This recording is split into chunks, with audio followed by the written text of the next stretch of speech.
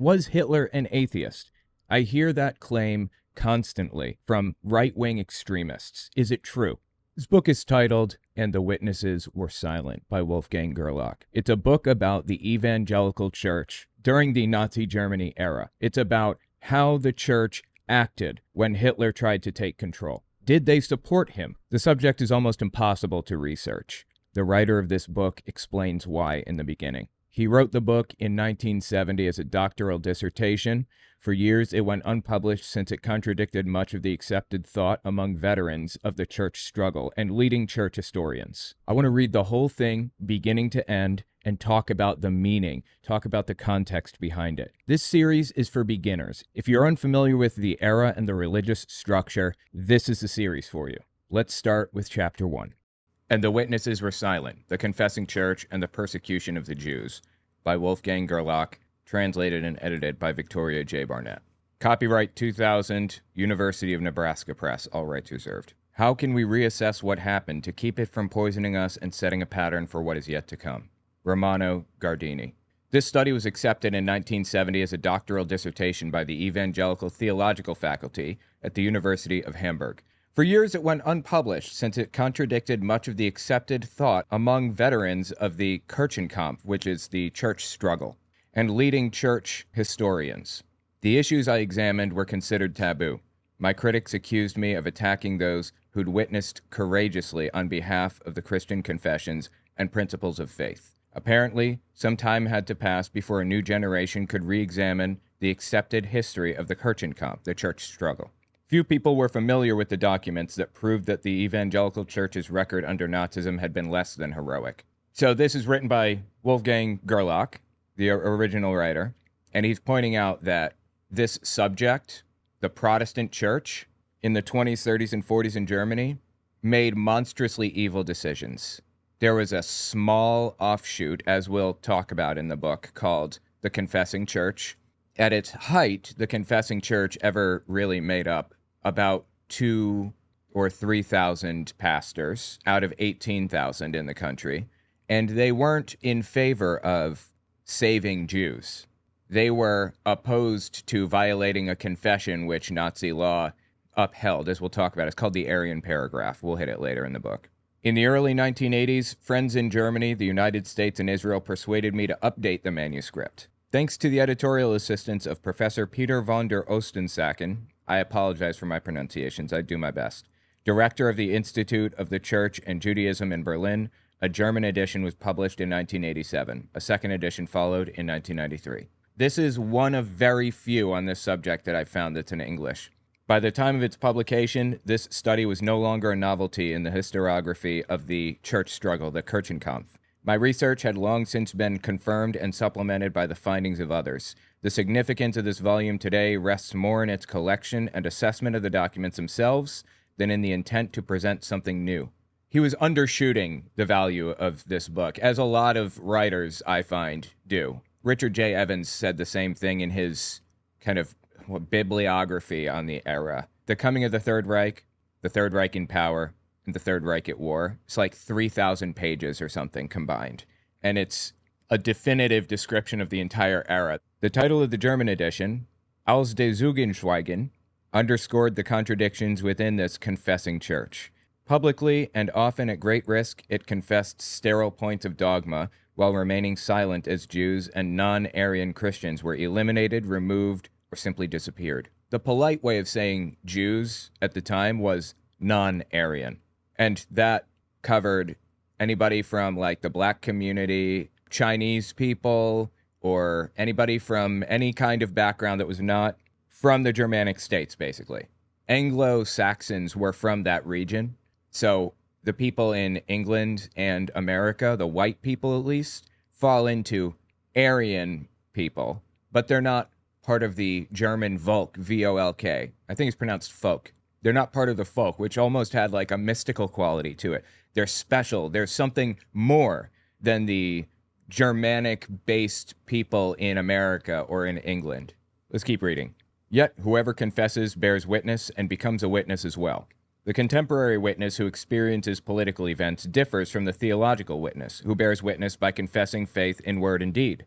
One of the problems of the church that called itself the Confessing Church was that it remained silent when it was confronted with the fate of the Jews. It didn't just remain silent. The head of the Confessing Church, Niemöller, actively hated Jews. He was put in a concentration camp in 1937 and asked for permission to join the German Navy. Anyway, from the concentration camp. Dude was all in on this German Volk mystical obsession with who Aryans were. He just believed that non-Aryans, like Jews who had converted to Christianity, should be allowed to go to church with everybody else. That was the heart of the Aryan paragraph, as we'll read.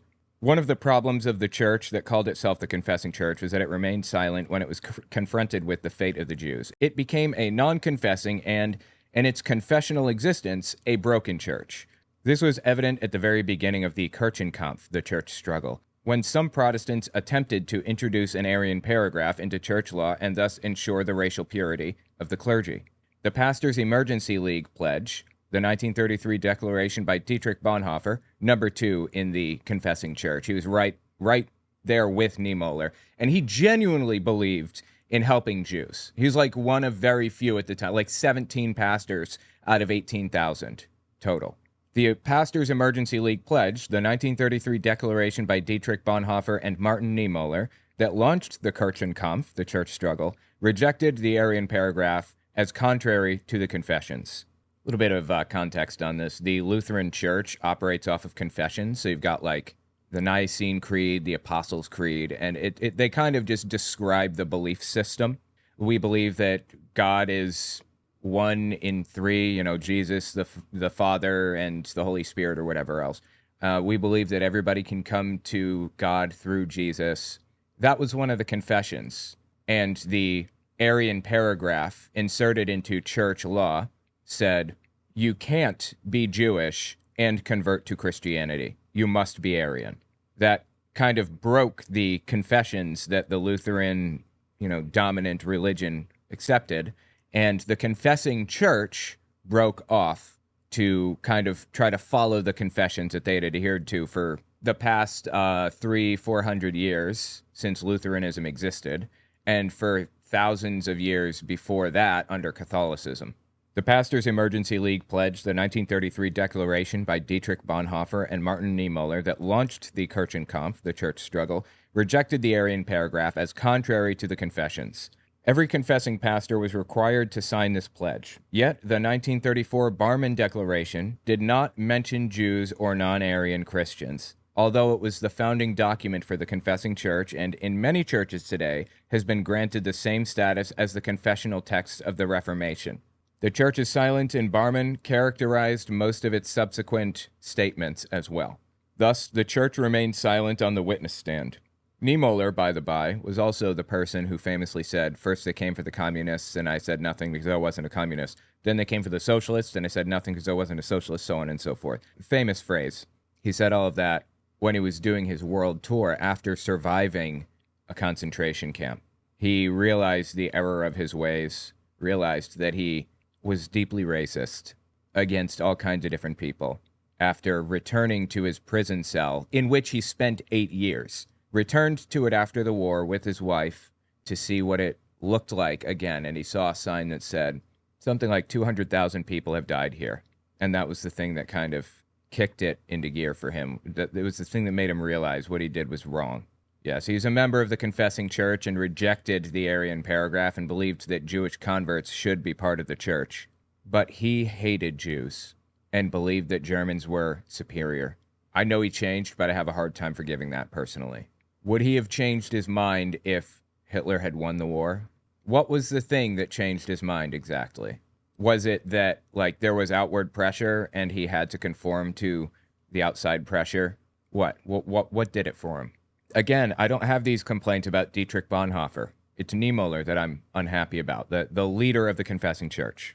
Niemöller's cell, it was kind of like a privileged cell, quote unquote, with other religious figures that they didn't want to kill, but they wanted to make miserable in the concentration camps. The cell that he showed his wife when he got freed and the war was over was right across and in view of the torture cells Nazis would put people in these torture cells and do absolutely horrific stuff to them.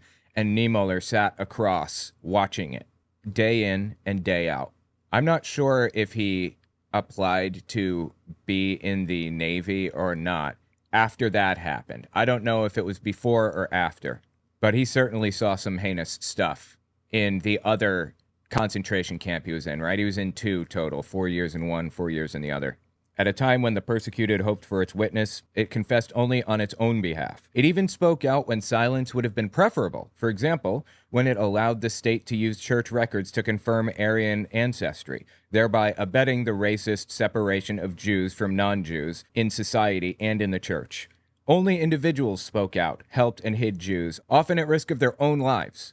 The point is that there's no orchestrated effort. There's no top-down agreement anywhere in the church. Confessing church, the progressive church, or progressive Christianity, I think is what it's called, the Nazi church, basically. There's no agreement anywhere, not about whether Jews were worth saving, but whether Jewish converts to Christianity were worth saving. Remember, that's the conversation we're still having. Hard to forgive. It even spoke out when silence would have been preferable. For example, when it allowed the state to use church records to confirm Aryan ancestry, thereby abetting the racist separation of Jews from non-Jews in society and in the church. Only individuals spoke out, helped and hid Jews, often at the risk of their own lives. The witnesses in the church were silent not only during the Nazi reign of terror, but long afterward. Many tried to vindicate themselves by falsifying, omitting, or downplaying the record of their failures. Suppose Niemöller is one of those people who went on tour around the world and talked about how messed up this whole thing was. So he didn't try to hide his failure. He paraded it out in the open for what that's worth. They condemned studies as this one as arrogant, irresponsible attacks made by people who had no idea the pressures on Christians during the Nazi era.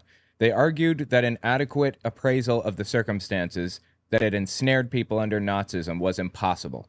I would argue that that was true eventually, but when all of these rules were instituted, the Aryan paragraph and everything, and the oath that the Pope made his bishops swear to Hitler, things weren't that bad yet at that time. In fact, I'm not even sure that anti-Jewish legislation had been passed yet. It really started on April 1st, and I think maybe within a few weeks of that anti-Jewish legislation, the Pope and the Evangelical Church started signing on. They had time.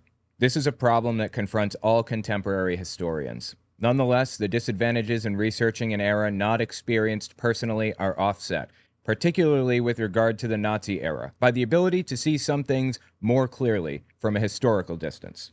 Hindsight is 20/20, if you will. This does not mean that I feel detached from the record of my church under Nazism as a German or a Christian. I'm obligated to acknowledge the burdens of my German and Christian history, all the more so since I must assume that I, too, probably would have remained a silent witness. I, too, would have failed, either out of fear or because my perspective had been blurred by traditional anti-Judaism. As former German President Richard von Weizsäcker said during his 1985 visit to Israel, every German bears the legacy of the history of his people, the legacy of this history in its entirety, with its bright and dark chapters. He is not a library to ignore the dark portions. Honest remembrance gives us Germans the freedom to live up to our responsibility in today's world. Only in this way can we master the future after a past which no one can undo and from which no one can disassociate himself. The English translation of this book is due to the efforts of Professor Susanna Herschel from Dartmouth College in New Hampshire. Grants from the Samuel Rosenthal Center for Judaic Studies at Case Western Reserve University and the Cleveland Foundation to Eldon Epp and Susanna Herschel provided generous financial support. I'm grateful to Dr. Dennis L. Slabaugh for his careful and precise work on the original translation. Doris Bergen and Robert Erickson carefully read the manuscript and recommended that it be abridged and revised to make it more accessible for U.S. readers. Victoria Barnett took on the task of editing the translation, thereby opening the door for a wider audience. I owe deep thanks to all these scholars and colleagues for their help and interest in making this translation possible. I hope for sympathetic, critical readers, and am grateful for any corrections that advance the study of the Shoah and its theological implications. Wolfgang Gerlach. This book has a lot of quotes from people, a lot of documentation and things. This stuff has been reaffirmed and proven throughout the past 50 years since he wrote this. And this is now quoted as a definitive work. It's a citation. Translator's note. Readers familiar with the German edition of this book will notice that numerous changes have been made for the English edition. The text has been abridged and revised. All changes were made for the sake of clarity, and Dr. Gerlach has been extraordinarily helpful in advising the editor. Editorial interjections appear in square brackets throughout the text. Authorial interjections within quoted material are set in italics within square brackets. A glossary of terms translated from the German has been added. 2 terms in particular should be noted. Throughout this book, evangelisch is translated as evangelical, where it refers specifically to the Evangelical Church of Germany or offices of that institution. It's translated as Protestant when referring to theologians, pastors, and other members of that church. The second term is Judenchristian, or Jewish Christians. Some documents refer to the same group of people as non-Aryan Christians. Both terms reflect the Nazi racial laws and the ideology that preceded them. Late 19th century church thinkers and leaders also spoke of Jewish Christians. Gerlach's wording is followed here. Judenchristian is translated as Jewish Christians and Nicht-Arisch Christian as non-Aryan Christians.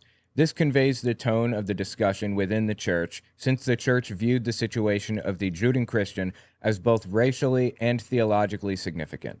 Non-Aryan and Aryan have not been enclosed in quotation marks, although the author and editor are aware that these are ideological concepts, not legitimate ones.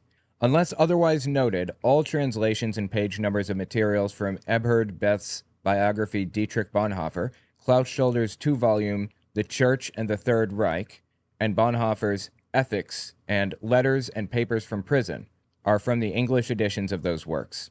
A list of relevant works available in English has been appended to the bibliographical notes. One more note here. It says, non-Aryan and Aryan have been enclosed in quotation marks, although the author and editor are aware that these are ideological concepts, not legitimate ones. Not legitimate doesn't even begin to touch the idea of Aryan and non-Aryan at the time, at the very least. DNA didn't exist at the time. Like, nobody had a concept for what DNA was. They didn't even realize it existed. DNA testing didn't exist until the year 2000 or something. You know, in the grand scheme of things, our technological boom, we're living through a technological boom that is absolutely incredible. This Aryan v. non-Aryan thing from Germany was nonsense all the way down. There's no basis to it. Introduction. During the final years of the 18th century, the new tolerance fostered by the Enlightenment enabled Jews in Europe and abroad to attain the rights of citizens. The domestic reforms of Habsburg monarch Joseph II in 1782 included an edict that substantially improved the Jews' legal status. The constitutions of the United States, 1787, and France, 1791, contained similar provisions for the integration of Jews in civil society. So 150 years earlier, people were already accepting Jews into their countries, into their cultures, integrating. In Prussia, equal status for Jews came in 1812 under Chancellor Karl von Hardenberg. Side note, Prussia is a region in the Germany area that was an autonomous empire for a while, but was eventually absorbed into Germany as one of its states. If you're unfamiliar with how Germany operates, it's very similar to the United States, like shockingly similar to the United States. It has individual states within it, like Prussia, Bavaria, Belgium, those types of places, at least at the time. And it has an overarching federal government. We'll get more into the politics of the era in a little while, but the point is that Prussia is one of the German states. In Prussia, equal status for Jews came in 1812 under Chancellor Karl von Hardenberg. Equality was relative. Until the First World War, for example, it was virtually impossible for non-baptized Jews in Prussia to become officers or professors. Having escaped or outgrown social ghettoization, Jews at the end of the 18th century were a major force in creating an urbane, aesthetic culture, epitomized by the artistic and literary salons of Berlin. The cosmopolitan flair of these salons was new to Prussia, and that much more attractive to Prussian artists and scholars.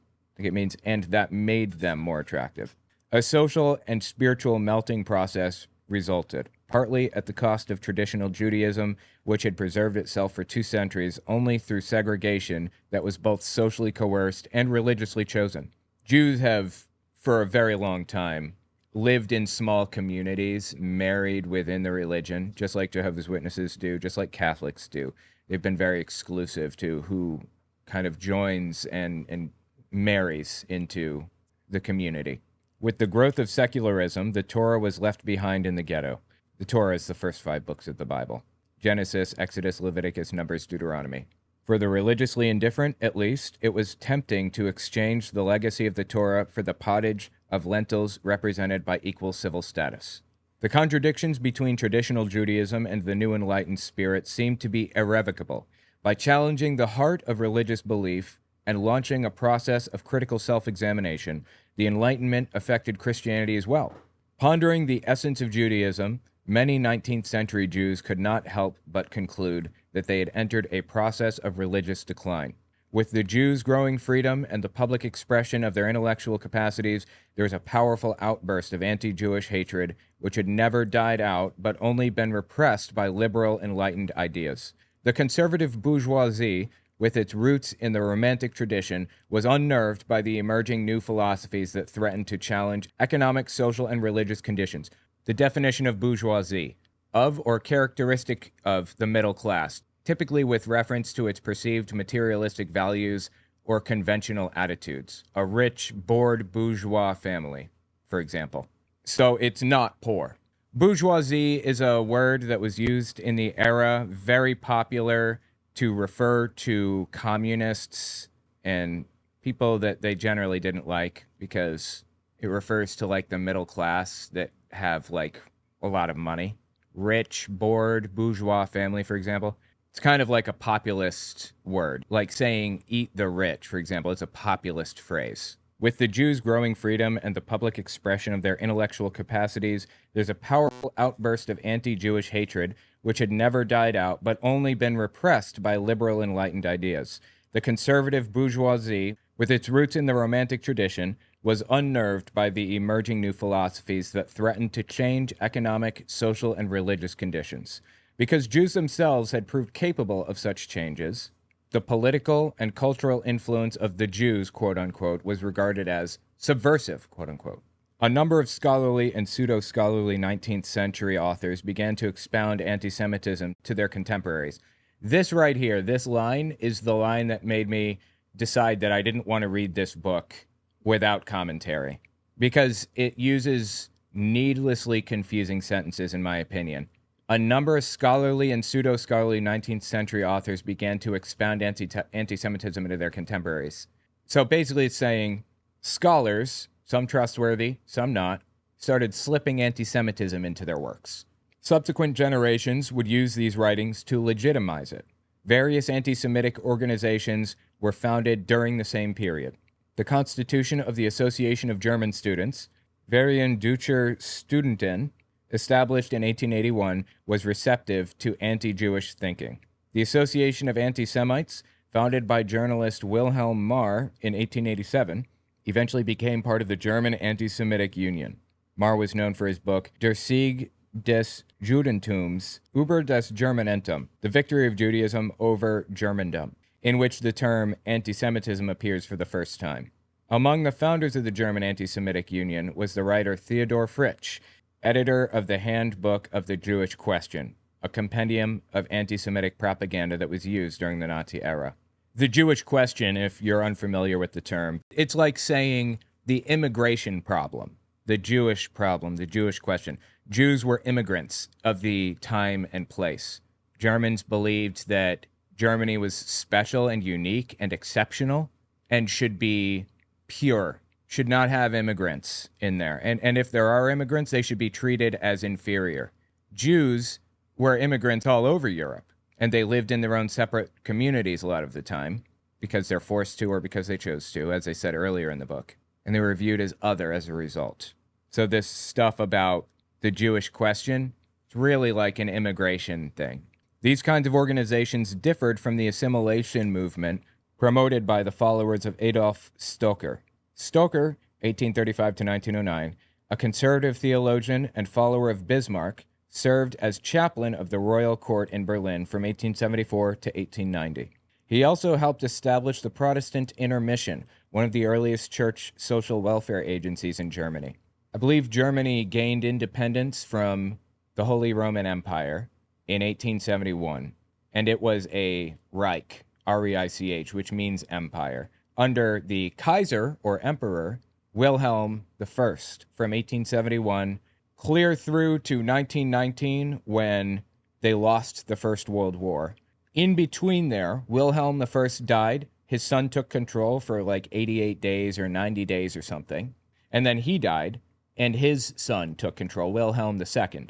So Wilhelm II was the grandson of Wilhelm I and was responsible for a lot of the stuff that happened in World War I, and was also responsible in large part, not entirely of course, for the extreme exceptionalism attitude that was so normalized in Germany at the time. They're the best, they're the strongest, the smartest, the greatest.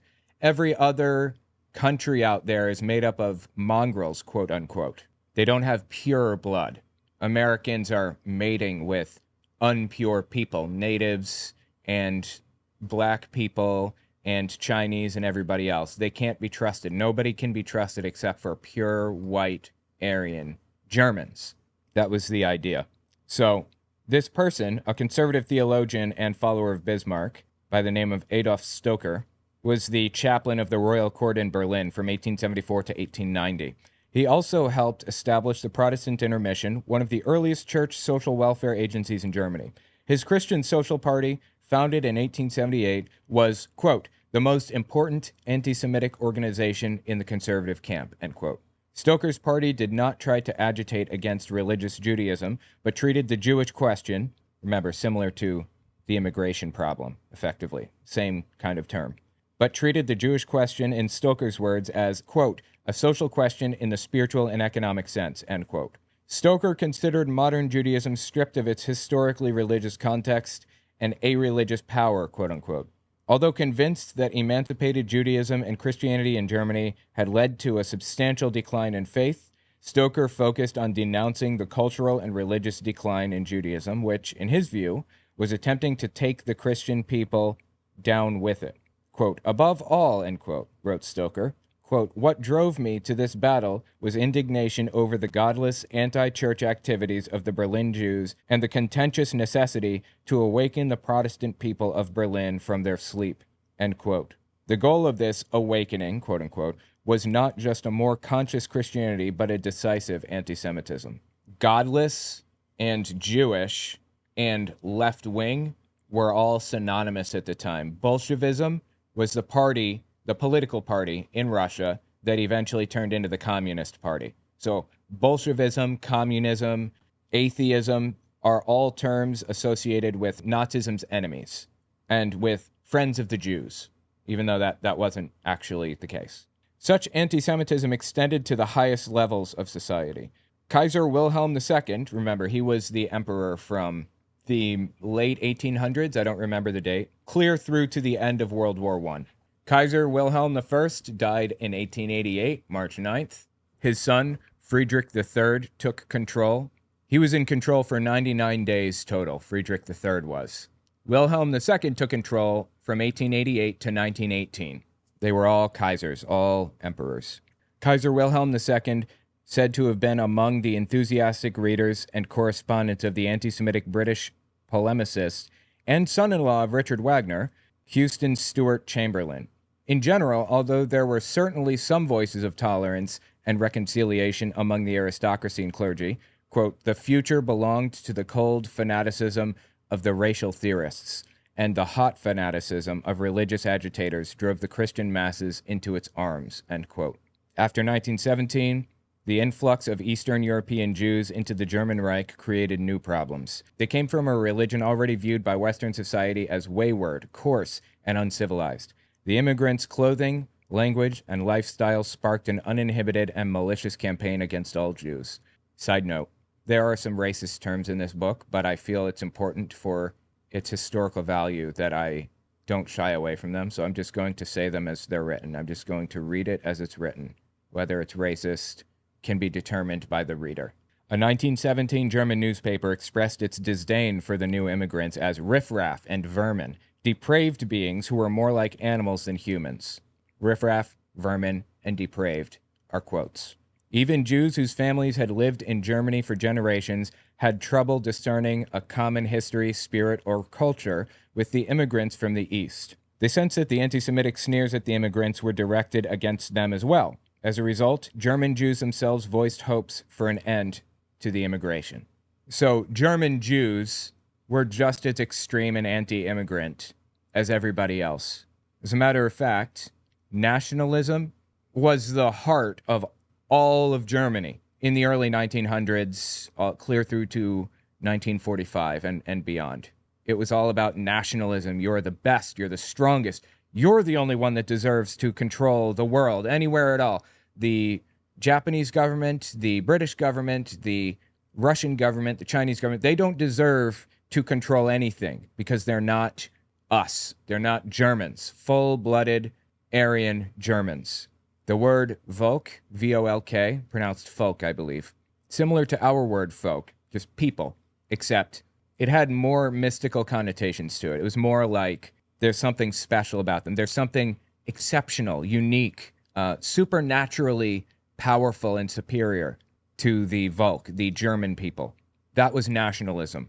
And German Jews were part of that nationalistic attitude. They didn't view themselves as different from the German Volk. They viewed themselves as Volk themselves. As a matter of fact, anti-Semites in the 1920s and 30s set out to prove that Jews were pulling strings like puppet masters and sent Germany to war in World War I because they wanted to see them die. So they did this research project to find out how many Jewish Germans there were fighting on the front lines compared to how many there were in offices running things for logistics in the war and things, versus how many just weren't in the war. What were the proportions? Were there more Jews behind the front lines and not even involved in the war than Germans? No. It turns out the answer was there were more German Jews fighting for Germany during World War I proportionally than there were regular Germans, like non-Jewish Germans. That analysis, of course, quietly slipped into obscurity at the Nazis' request. Let's keep reading. Assimilation had opened the doors for Jews to enter positions in business, cultural, and political realms. In response, there were frequent references to the foreign infiltration, quote-unquote, of German culture by a disproportionate, quote-unquote, number of Jews, despite the fact that only 4 of the 250 government ministers during the Weimar Republic were Jewish. Side note, the Weimar Republic was the government that took control after World War I ended and Wilhelm II abdicated power. Germany was forced to sign the Treaty of Versailles to bring an end to World War I, and the Treaty of Versailles required that Germany pay reparations, war reparations, to the countries that they had damaged. And at the same time, they set up a government, a democratic republic, nearly identical to the U.S. government's system at the time. As a matter of fact, I wrote about this in my own book titled The Church in Chains, How Hitler Exploited Faith to Gain Control, on Amazon if you want to give that a read. Let me just read some of these similarities from my book. U.S. Congress had around 400 members. The Reichstag, which is the Weimar Republic's Congress, had about 550 members. There were 96 senators in the U.S. at the time. There were around 70 Reichsrat members, which is the upper chamber of Congress in Germany. In the United States, the Senate is equally as powerful as the House of Representatives, though they have different roles. In the Weimar Republic, the Reichsrat was less powerful than the Reichstag. Both the U.S. and the Weimar Republic had constitutions upon which their laws were based. The president is elected for short terms in both the United States and the Weimar Republic. Women's right to vote was recognized in the same year for both Germany and the United States, 1919. The Constitution gave individual states the right to decide how elections would operate at the start of democracy in the United States in 1789. In many southern states, only male landowners were allowed to vote. Some northern states allowed free black men to vote. At the beginning of the Weimar Republic, anyone over 20 years old had the right to vote. The German government had an official state church. The state church existed by tradition, not by mandate. During the Weimar Republic, the state church was a federation of Protestant denominations comprising of the Lutheran Church, the Reformed Church, which is a Calvinist denomination, and some others. In contrast, the United States was the first large modern world government to try secularism. It was instituted about 130 years before the Weimar Republic. Those are the similarities and some of the differences. Just a little bit of reference about the Weimar Republic if people were unfamiliar. Let me read the previous sentence. Assimilation had opened the doors for Jews to enter positions in the business, cultural, and political realms. In response, there were frequent references to the foreign infiltration, quote-unquote, of German culture by a disproportionate, quote-unquote, number of Jews, despite the fact that only 4 of the 250 government ministers during the Weimar Republic were Jewish. Terms such as overpowering and infiltration, Überfremdung, were not so much descriptions as a form of incitement. They lent a sinister undertone to discussion of the Jewish question, or the immigrant problem, if you will.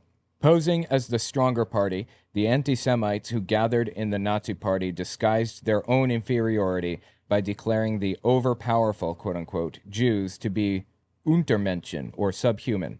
In the German Evangelical Church, the German Christians, quote-unquote, a movement that, after 1933, sought to fuse Christianity and the Völkisch, or ethnically nationalist, ideas of Nazism, particularly its Aryan principles, became the theological expression of such views.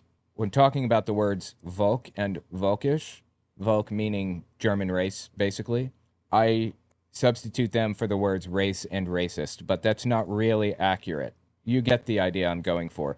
Völkisch generally means really, really extreme and in favor of the German Aryan people exclusively. Let's continue. In this analysis of the role of anti-Semitism in late 19th century Germany, the historian Golo Mann makes an astute observation about the dynamics of prejudice. Quote, "It would not have occurred to anyone to attribute what a non-Jew did to all non-Jews. Then, too, no one attributed the valuable things that Jews did to all Jews either.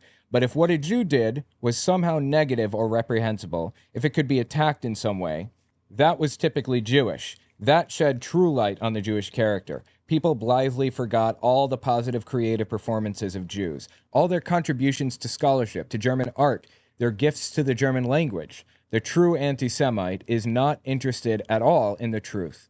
He has certain views with which he approaches experience. When experience in some way confirms his views and prejudices, then it's welcome. When it fails to do so, he is indifferent toward it." Interesting analysis, actually. A number of Protestant pastors succumbed to such prejudice. After Germany's defeat in the First World War, the Church had difficulty recovering from the loss of its close ties to what it viewed as the divinely sanctioned throne of the Hohenzollerns. Protestant clergy viewed the ensuing political and ecclesiastical changes as a cancer-like metastasis brought about by the Jews. During the Weimar Republic, which is from 1919 to 1933, roughly about 12 years, the clergy, quote, essentially fought for the preservation of the old church, end quote. A series of study guides on the Jewish question, published during the 1920s, illustrated how susceptible pastors had become to the ideas of racial theorists. Niemöller, the leader of the confessing church, the leader of the opposition within Christianity in Germany in the 20s, voted for Nazis in 1924, 1928, and 1933. The leader of the opposition to the racist policies voted for Hitler all the way through. Let's reread the sentence. A series of study guides on the Jewish question published during the 1920s illustrated how susceptible pastors had become to the ideas of racial theorists. In one issue, a Berlin pastor summarized, "The Jews belong to the Semitic race. Compared to the Aryan race, the Semitic race is inferior." This whole Aryan and Semitic thing, it's all nonsense. Do you know how they identified Jews in Germany at the time? They looked pretty much identical to Germans. They were white. They were light-skinned. Most Jews in the region were. They identified them not by looks, but through a number of clever little plans to get lists of people. Before things really set in, really got bad, before the anti-Jewish legislation started coming out, they ordered Jews to report any assets over $5,000, basically, at the time, thus getting a list of Jews, and not just Jews, but rich Jews. They got birth certificates. They ordered people to have their papers and said they would be searched if they were found in the street. And if you didn't have your papers showing you're pure blood German, Aryan, or whatever, they throw you in a concentration camp. By the way, concentration camp doesn't mean death camp necessarily. It means a camp where people are concentrated for future processing in some way. Deportation, death, whatever. They're concentrated in this area and they're not allowed to leave until they are processed. Those concentration camps turned into death camps before long. But before being death camps, and even while they were death camps, they were also forced labor camps. They were forcing Jews and a number of other people groups, Christians who were oppositional to the Nazis, and black people and a whole bunch of others. They were forcing them to produce goods for the war effort, in preparation for the war effort, eventually. In one issue, a Berlin pastor summarized, quote, "The Jews belong to the Semitic race. Compared to the Aryan race, the Semitic race is inferior. For the Aryan people, particularly for the German people, contact with them, the Jews, is fatal because of their different ways and their inferiority," end quote. Writing in the same issue, another pastor declared himself a moderate and vowed to renounce all hatred. At the same time, he understood German bitterness against the Jews. Quote, "It's indisputable. The Jews have become a plague upon our people that we must fend off." There were some exceptions, such as the statements of Pastor Edward Lamparter about Christian behavior toward the Jews. Lamparter, a Stuttgart pastor, was the author of Evangelische Kirche und Judentum, the Evangelical Church and Judaism. Quote, "The best known and most impressive church publication against anti-Semitism in this period," end quote. Although he spoke of a Jewish type, quote unquote, with certain disagreeable traits, quote unquote, he made an empathetic attempt to do justice to the Jewish situation. He attributed these certain characteristics, quote unquote, to the outcome of ghetto life, the experience of living in spiritual and social quarantine, and the long history of fanatical pressure, quote unquote, and humiliation of the Jews. Quote, "Therefore, it is not a question of racial predisposition," Lamparter wrote, "but of the consequences of serious injustice brought about by Christian society," end quote. Lamparter called on the church to, quote, "feel its obligation and the courage to bear witness to justice, truth, and love against the harsh anti-Semitic injuries. It's necessary to redress past injustice and to ensure that no new injustice occurs," end quote. Lamparter's remarks, however, were an isolated exception. A 1960 study by scholar Eno Arndt reviewed the attitudes toward Judaism in the Protestant religious press during the 1920s. There were 68 Protestant Sunday papers with an estimated 2 million readers of 40 million Protestants at the time. Side note, they had 40 million Protestants, give or take, and about 20 million Catholics, give or take. The Catholics largely lived to the south, Protestants largely lived to the north, and they were both very affected by the political machinations in the region at the time. As a matter of fact, a lot of towns in Germany were controlled by whatever church was in charge in that area. There was no separation of church and state. In fact, this whole thing is really a battle between separation of church and state. So there were 68 Protestant Sunday papers with an estimated 2 million readers out of 40 million Protestants. They had a significant influence on public opinion. Since these papers were not official church publications, they did not represent the institutional church, which never published any official statement on the Jewish question and anti-Semitism during the Weimar Republic. Arndt's research showed that the general public mood during the Weimar era, which blamed the Social Democrats and the Jews for the German defeat in 1918, was mirrored in the Protestant press. The Social Democrats were a political party at the time, and Jews and Social Democrats were considered left-leaning, even though they had communists there at the time. But that's neither here nor there. Germany was all bent out of shape over their loss of the First World War. They couldn't deal with it. It didn't make any sense. They were superior. They were exceptional. They deserved to win. They should have won. They don't understand how they could have lost. That was the mindset at the time. So Germans were looking for an explanation for how they could have possibly lost World War I. How did that happen? Arndt's research showed that the general public mood during the Weimar era, which blamed the Social Democrats and the Jews for German defeat in 1918, was mirrored by the Protestant press. By 1920, terms such as racial comrade and Stamsenfremd, of alien stock, sound familiar? Like illegal aliens, kind of? Were already in use. Even in discussions of the Christian mission to convert the Jews, Judenmission, there was talk of alien races, quote-unquote, and the foreign body in the life of the Volk, quote-unquote. The very concept of anti-Semitism was justified by talk of correct anti-Semitism, quote-unquote.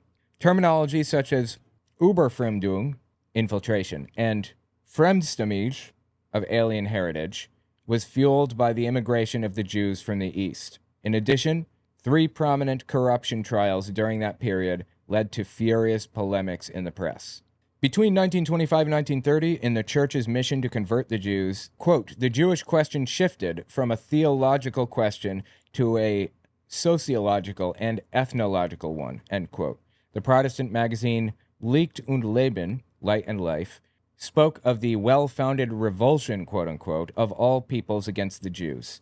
After 1926, Protestant publications blamed the Jewish press for its disastrous influence on German life. As a, quote, non-national minority, end quote, German Jewry was accused of lacking patriotic consciousness and of widespread subversive tendencies.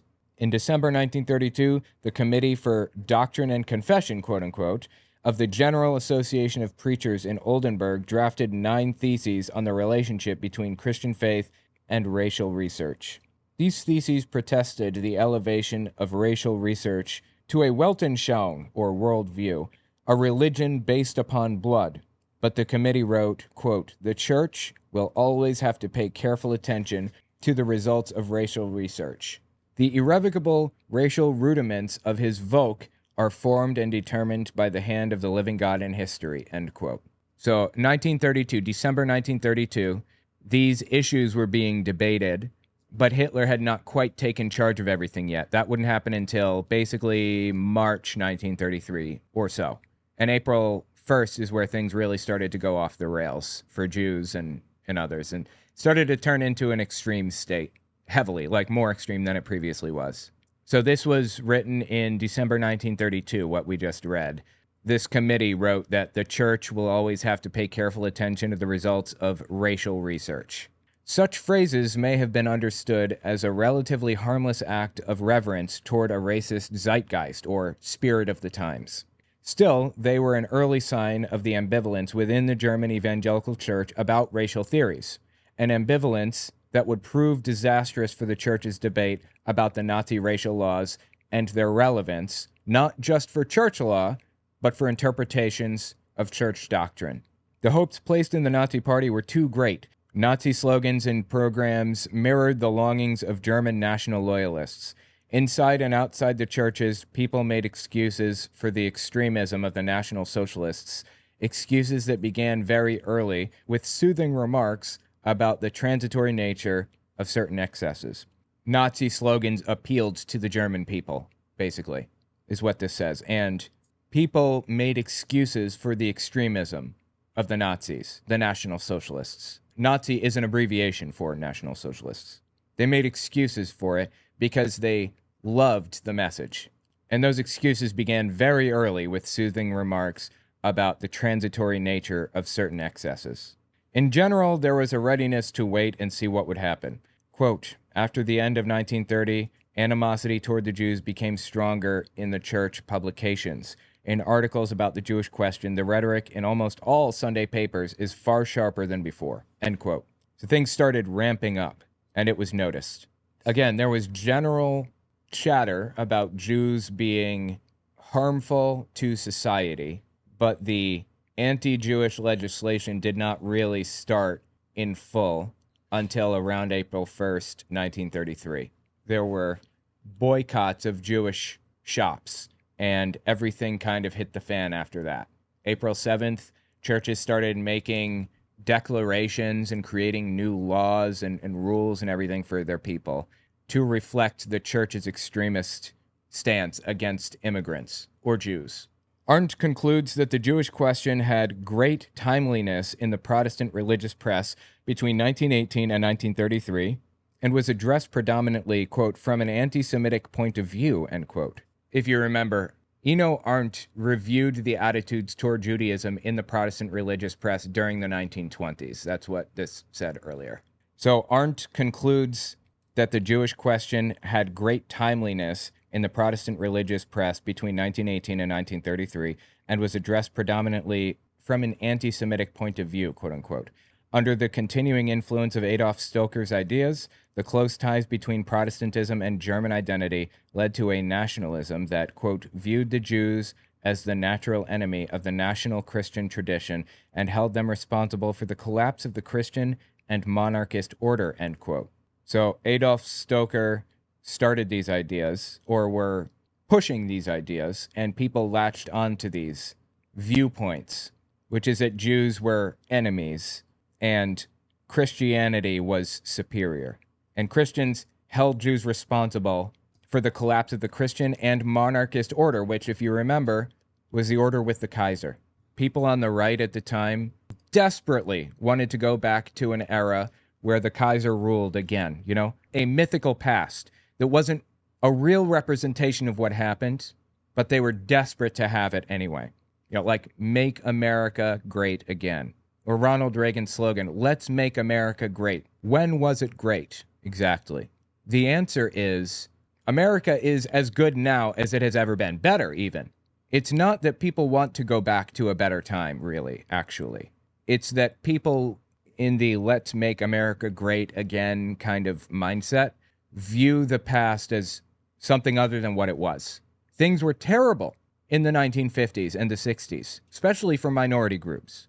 Nobody wants to go back to that realistically, but that's the nature of right-wing movements. They want to go back to a mythical past. Left-wing movements want to move forward and create a new story for their country, for their people. Revolutionaries, if you will. As a matter of fact, again, I talk about this in my book, The Church in Chains, about the German Protestant church during the Nazi era. The terms left and right were coined during the French Revolution, when people literally physically to the left of the president were of one type or one mind, and people that were physically to the right of the president were of another. The left and the right were described by the right in this old book. It's called Voices of the French Revolution, 1988, by Richard Cobb and Colin Jones. Here's how the right described themselves. The defenders of religion and of the throne, friends of order and truth, all good Frenchmen who love their country, their religion, and the happiness of their brothers. So, patriots, Christians, and law and order. That's what they stood for. And here's how those people described the left. Principal enemies of the church and of the monarchy. Opposed to centralized power, basically, is what that means. They are more in favor of, like, democracy, spreading out of power with checks and balances. That's the left, as described by the right when it was invented. And they're enemies of the church in their mind. Jews, Protestants, and deists. Deists were atheists of the time, basically. And academics of the current philosophies. So we're talking about scientists, educators, those types of people. And all the brigands who burn chateaux, pillage mansions, set up gallows, all the scoundrels who have bathed France in blood and yet still breathe, thanks to the impunity of their frightful instigators. So people who burn down cities and fight for revolution, those are the people who the right viewed as on the left when the terms were invented. Let's keep reading. Arndt found that readers of the Sunday papers, who were predominantly middle class, petite bourgeois, and rural, generally agreed with Nazi and anti-Semitism. Quote, to a great extent, this weakened the moral power of resistance in this class against the early anti-Semitic measures of the party, end quote. As a result, Arndt concludes, the Protestant press bore a, quote, strong co-responsibility, not to speak of complicity, for preparing the ground in which the National Socialist, or Nazi, ideology could blossom, end quote. It had created a, quote, caricature of Judaism that remained fixed in the imaginations of many readers of the Sunday papers, end quote. These Protestant newspapers were published and sent out to 2 million or so people in the region and pushed stereotypes and fear about immigrants and Jews. They were complicit in this whole process.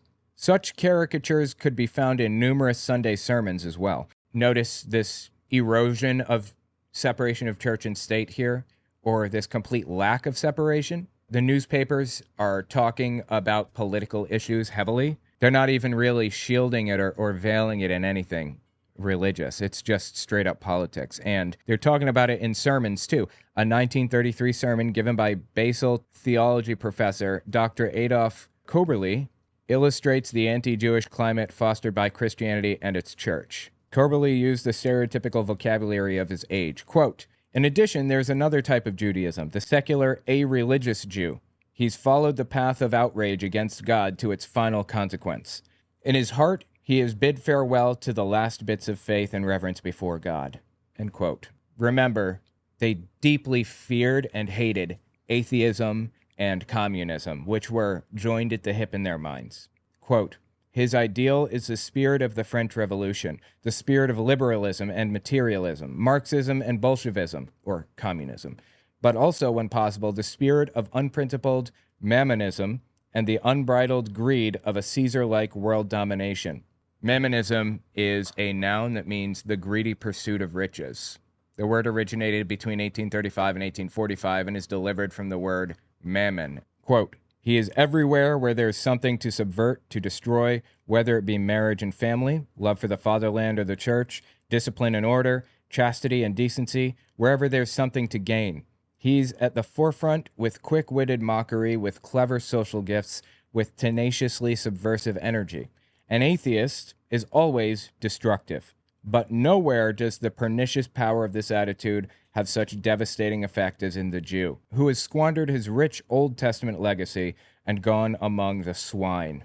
It's completely unavoidable that every people begins to defend itself against this corrosive influence. The persecution and expelling of the Jews follows, and always the eerie words that the Jewish people took upon itself long ago on Good Friday are fulfilled anew, metaphorically and in actual fact. Nested quote, "His blood be upon ourselves and our children," end quote. At the same time, Koberly noted, quote, "Jesus Christ is the Savior of the entire world. No people and no race is so complete and pure that it does not need cleansing through Jesus' death and resurrection," end quote. Germans at the time were desperate to erase Jesus' past as a Jewish person.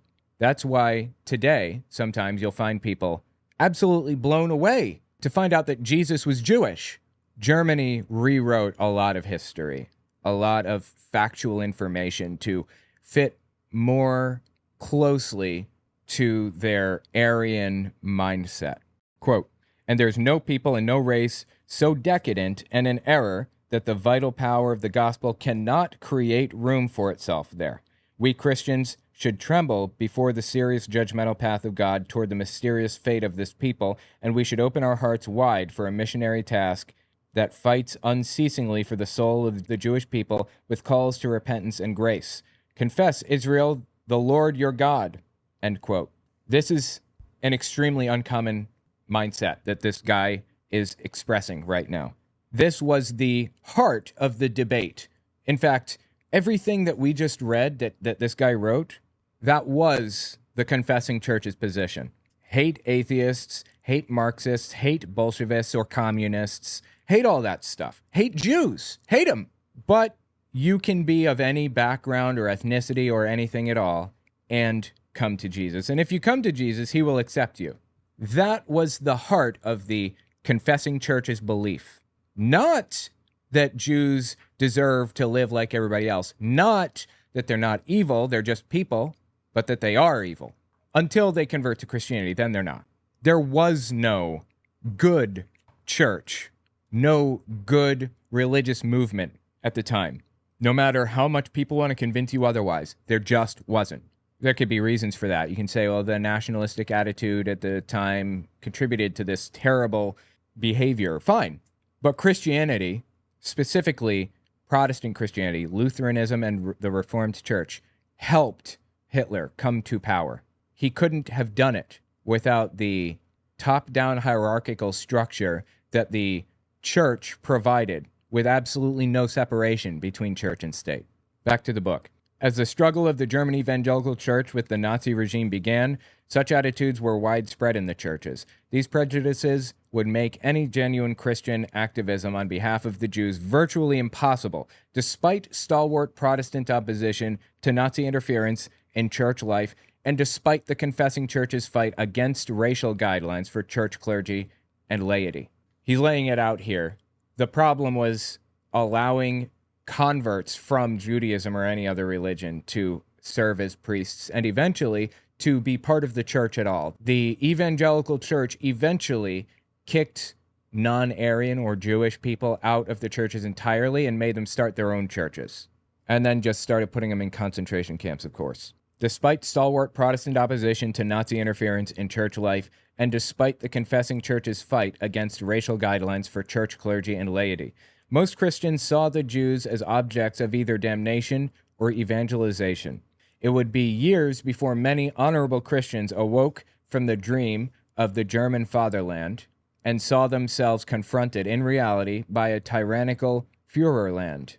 Too late, they discovered the courage to sacrifice for their neighbors, including their Jewish neighbors. At the beginning of the Third Reich, however, even church members and leaders placed a great deal of patriotic trust in the Führer as the savior of a new Germany who had outlined his anti-Semitic program in Mein Kampf, Hitler's book, which translates to My Struggle, roughly. A song written at the time by Pastor Paul Humberg, who would subsequently lead the confessing church in the Rhineland, illustrated the church's attitudes.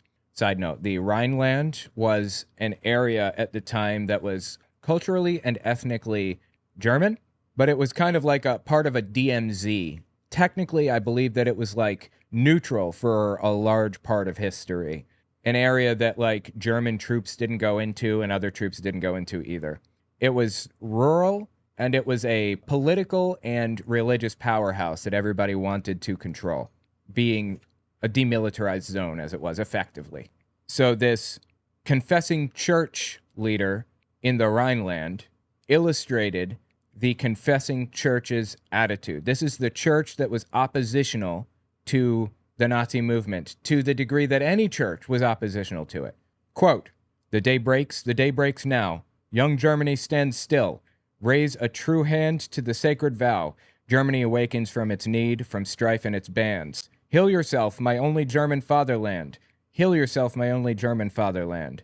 The old order wanes, the old order wanes. From the ruins of war, a new spring shines. One man breaks through treason and shame. Millions follow him full of trust. His will and word sweep us to strike and act. His will and word sweep us to strike and act. The sun rises at morn. We arm ourselves for battle, for sacrifice, despite the enemy's hate and scorn.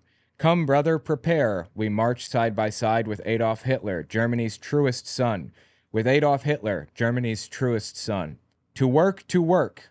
Young Germany dares anew. Our call to battle, Germany unto death. The Führer calls, we rejoice ever true. Before us the day, and our fortress is God. Before us the day, and our fortress is God. End quote.